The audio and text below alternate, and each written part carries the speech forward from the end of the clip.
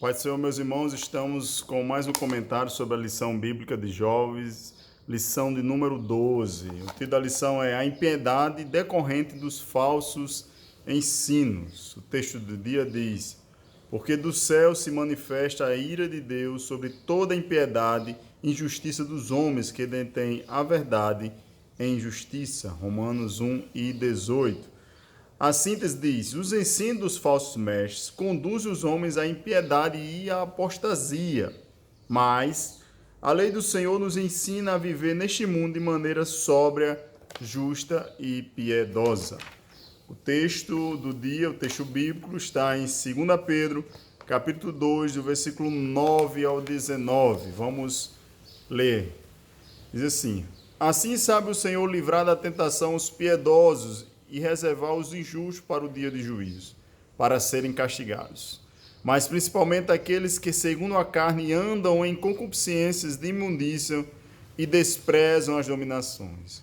Atrevidos, obstinados, não receiam blasfemar das autoridades, enquanto os anjos, sendo maiores em força e poder, não pronunciaram contra eles juízo blasfemos diante do Senhor.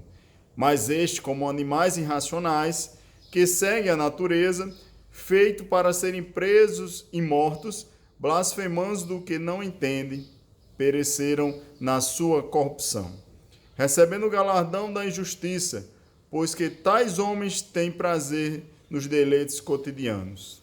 Nódoas são eles imáculas, deleitando em seus enganos quando se banqueteiam convosco, tendo os olhos cheios de adultério e não cessando de pecar, engodando as almas inconstantes, tendo o coração exercitando na avareza, filhos de maldição, os quais, deixando o caminho direito, erraram seguindo o caminho de Balaão, filho de Beor, que amou o prêmio da injustiça, mas teve a repreensão da sua transgressão. O mudo jumento, falando com voz humana, impediu a loucura do profeta. Estes são fontes sem águas, nuvens levadas pela força do vento, para os quais a escuridão das trevas eternamente se reserva. Porque falando coisas muito arrogantes, de vaidades, engorda com as concupiscências da carne, com dissoluções aqueles que estavam afastando os que andam em erro, prometendo-lhes liberdade, sendo eles mesmos servos da corrupção, porque de quem alguém é vencido, do tal faz também servo. Estamos aqui com essa lição, o apóstolo Pedro aqui com a posição dura, né, como deve ser, combatendo os falsos mestres, certo? Então tem alguns crentes, alguns até pastores, que têm uma posição light, né, vamos dizer assim, né, uma posição politicamente correta contra os falsos ensinos.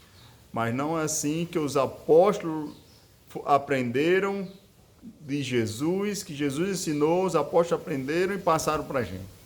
Temos que combater de forma veementemente os falsos ensinos, certo? Os falsos mestres. Não podemos achar e deixar eles falarem o que querem sem ter a devida confrontamento pela palavra de Deus, certo? Pela palavra de Deus devemos confrontar.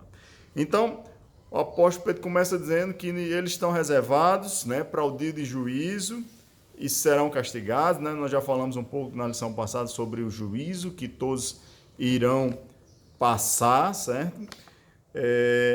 E ele alerta aqui para os que andam, né, segundo as suas concupiscências. Esses falsos mestres andam segundo a sua concupiscência, ou seja, é um ato contínuo, certo? É um ato contínuo de fazer aquilo que lhe apraz, o que o seu desejo maior, o que o seu interior cheio de podridão está querendo fazer para destruir a vida das pessoas e beneficiar a si próprio, né? Eu sempre, quando falo em falsas doutrinas, eu falo sobre a doutrina da prosperidade, porque é a mais atual e todos conhecem e fica um exemplo fácil, né? Ou seja, aquela doutrina que eles venham para cá que você vai enricar, né? Então aí é uma falsa doutrina, onde os mestres dessas doutrinas, falsos mestres, ensinam com o objetivo de tirar dinheiro dos mais pobres, dos inconstantes, como diz aqui, né? Pessoas que não têm ali um conhecimento bíblico e são engodados, como diz aqui o apóstolo Pedro, ou seja, são ludibriados e são enganados por esses falsos mestres. É atraído pela essa palavra e são enganados. Então, naquela época já existia falsos mestres, né? Hoje existe falsos mestres, certo? Então, esses falsos mestres, eles naquela época eram voltados para tanto a promiscuidade, ou seja, para relações sexuais ilícitas, como também para oferir lucros sobre os irmãos da época, certo? Então, hoje acontece também nos dias de hoje, certo? Pessoas que aceitam Jesus, né, e vêm para nossas igrejas, se congregam, e aí eles passam a ensinar daquilo que viviam antes, né? Ou seja, essas pessoas viviam no culto pagão, e no culto pagão era normal a prostituição, era normal os sacerdotes lucrarem com aquilo, certo? E aí eles vinham obter o mesmo benefício próprio dentro dos cristãos, certo? Então acontece nos dias de hoje. Tem pessoas que vêm, né, dessas igrejas que adotam a doutrina da prosperidade e querem, da mesma forma, obter lucro, enriquecimento, e poder e reconhecimento nas nossas igrejas. Tem pessoas que vêm de uma vida promíscua e querem ensinar dentro da igreja outros ensinamentos, né, como aceitáveis, né, como ideologia de gênero, entre outras coisas. Tem pessoas que vêm do catolicismo, por exemplo, e vêm para a nossa igreja e aí querem ensinar que através das obras consegue a salvação, quando nós cremos que, ao contrário, que a salvação é nos dada de graça e devido à salvação nós fazemos boas obras. Então, não é as boas obras que nos salvará, mas Cristo que nos salvou, que faz-nos fazer boas obras. É o inverso. Então, as pessoas vêm do espiritismo, vêm da macumba, né? da magia negra, e aí vem com aqueles ensinamentos entrelaçados e aí querem ensinar, certo? Muitos, claro, que ensinam por desconhecimento, não é o caso aqui, certo? Se a pessoa ensina por desconhecimento, por falta de conhecimento bíblico, por erro, certo? O problema é que quando a pessoa é confrontada pela verdade, ainda fica procedendo de forma errada, não se arrepende do seu pecado e diz, não, eu tenho que deixar isso, se eu vim de lá, tenho que deixar os meus ensinamentos errôneos lá, e o que a Bíblia diz é o mais importante. Se a Bíblia diz que eu recebi de graça a salvação, o meu Senhor Jesus Cristo conquistou na cruz para mim, pagou na cruz para mim a salvação, então, amém, estou salvo. Agora vamos fazer o que Deus quer, que é isso o mais importante, certo? Então, esses homens, né, o apóstolo Pedro aqui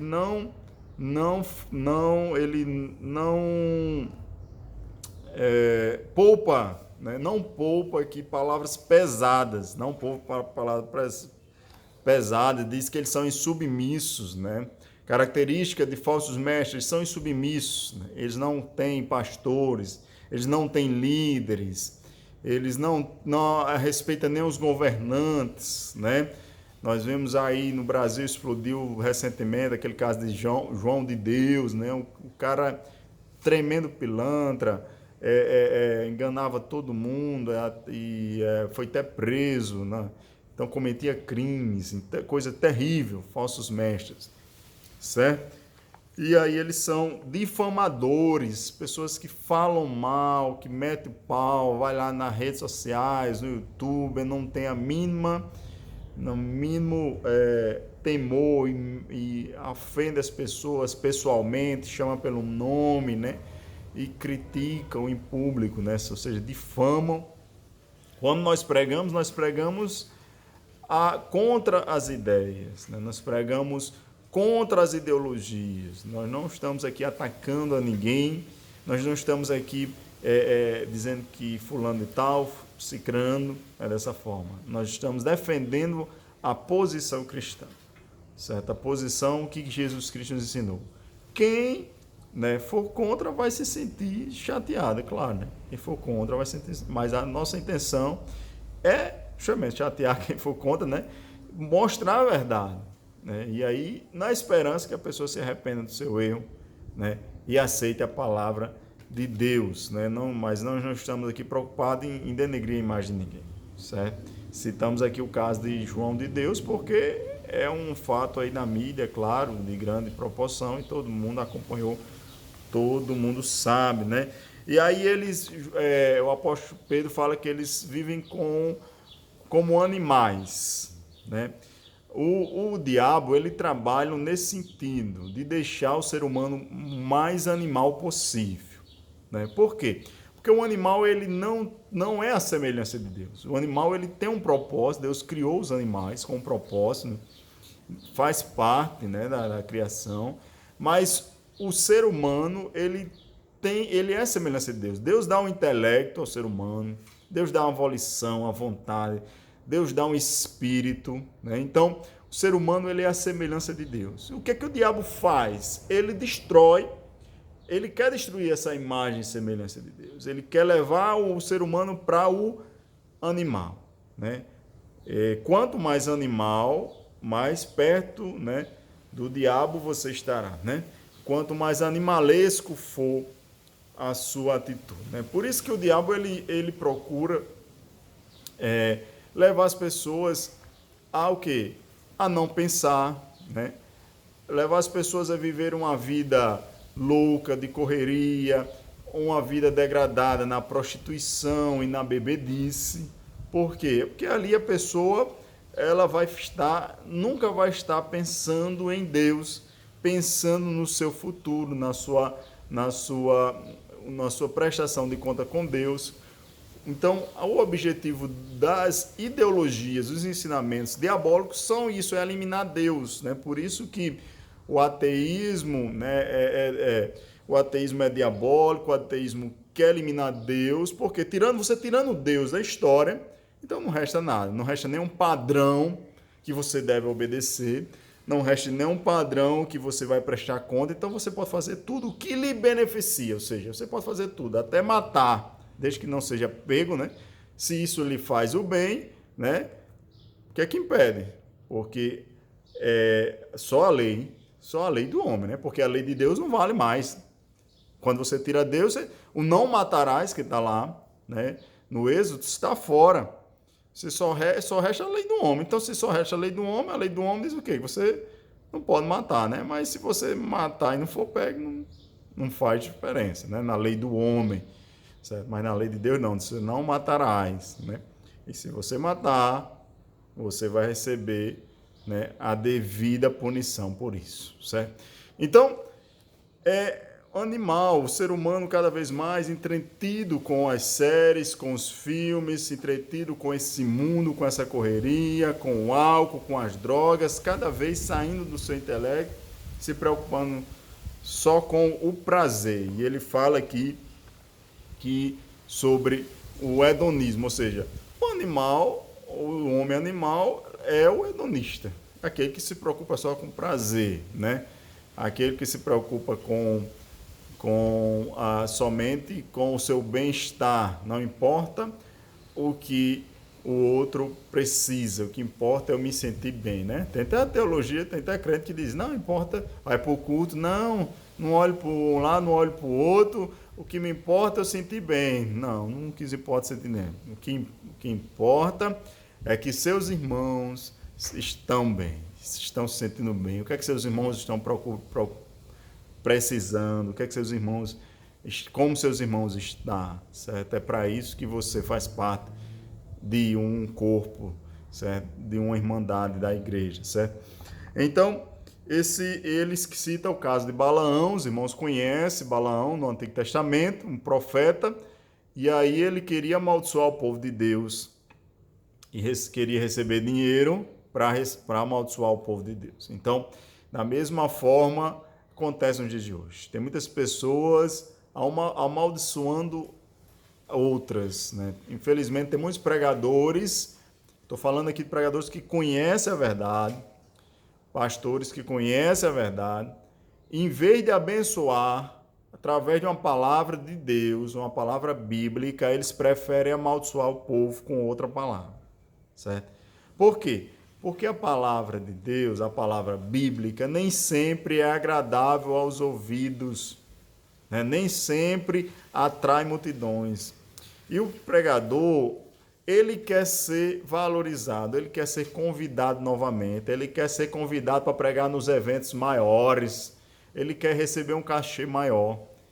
E aí ele prega o que o povo quer ouvir, amaldiçoando o povo. O povo tem aquele êxtase espiritual, mas na segunda-feira são o mesmo povo, com os mesmos problemas, não houve nenhum crescimento espiritual, enfrentando as mesmas dificuldades. Então é um apelo, né, que eu sempre faço, né, aos pregadores, né? Preguem a palavra de Deus, porque a palavra de Deus é quando você vai ajudar as pessoas, né? Quando nós pregamos, nós não devemos pregar querendo o nosso benefício, não. É orando, pedindo a Deus que a igreja seja abençoada. Que a igreja seja abençoada com sua palavra. Mesmo que não haja nenhum glória na sua pregação, né? Mesmo que não haja nenhum glória, que a igreja saia impactada. Eu já saí de cultos, né, impactados com o peso da palavra de Deus, que era pesada, né? Chicote pesado. Mas eu aprendi. E aí Deus me deu sabedoria, Deus me deu conhecimento. Naquele dia Deus me fez saber muitas coisas do reino de Deus. E cada dia mais Deus vai nos aperfeiçoando através de sua palavra, certo? Então, procurem, jovens. Procurem, eu sei que vocês gostam de pregadores que fazem fama, mas procurem pregadores que preguem a palavra, né? Eu vejo nos dias de hoje muitos usando métodos alegóricos de pregação, né? Dizendo coisas que não tem nada a ver, né? Jesus entrou numa casa, ele dá uma interpretação para que Jesus entrou naquela casa, mas na interpretação não é a bíblica, é que ele criou da cabeça dele para fazer efeito, passar para o povo da glória, né? Então que Deus abençoe a todos e vocês tenham cuidado, certo? Porque, só fechando aqui a leitura, né? Porque esses falsos ensinamentos, eles escravizam, né? A Bíblia é bem clara, dizer só existe dois caminhos, né? O caminho da luz e o caminho das trevas. A Bíblia é bem clara que só existem os dois caminhos. Ou você é salvo, ou você está perdido, certo? Se você Lutero dizia, ou você é servo de Deus ou servo do diabo. Ou você é escravo de Deus, escravo do diabo. Quando esses falsos mestres estão com o ensinamento deles é o quê? O apóstolo Pedro diz, olha aqui, ó. O apóstolo Pedro já estava dizendo aqui que os falsos ensinos, eles prometem o quê? A liberdade. Olha aí, esses falsos ensinos prometem a liberdade. Você nunca viu um professor seu ensinando na sua aula que esse negócio de religião escraviza, né? Então, eles prometem a liberdade, o ateísmo promete a liberdade, né? As filosofias deste mundo prometem a liberdade. Mas, na realidade, eles escravizam com outro modo de vida. Com o modo de vida do ateísmo, com o modo de vida do hedonista, com o modo de vida do marxismo, de qualquer outro que seja, né? Do liberalismo, qualquer outro que seja. Então, não caiam nessa. Vocês vão ser escravizados. Não caiam nesses falsos mestres que vocês vão ser escravizados. Então não sejam libertos pelo sangue de Jesus. Vivam uma vida liberta pelo sangue. A religião escraviza a religião. Jesus disse, olha, disse para os judeus, vocês atravessam o oceano e fazem uma pessoa 2 vezes pior do que vocês, ou seja, um seguidor de vocês 2 vezes pior. Então a religião escraviza, é verdade. Mas Jesus veio para dar liberdade. Ele diz: eu sou o caminho, a verdade e a vida, né? Jesus disse que aquele que conhece a verdade vos libertará. Então, a proposta de Cristo é vos libertar desse mundo de escravidão, seja ele um mundo religioso, ou um mundo de ateus, ou um mundo de outras filosofias vãs que tem nos dias de hoje, tá certo? Então, a paz do Senhor e um grande abraço a todos.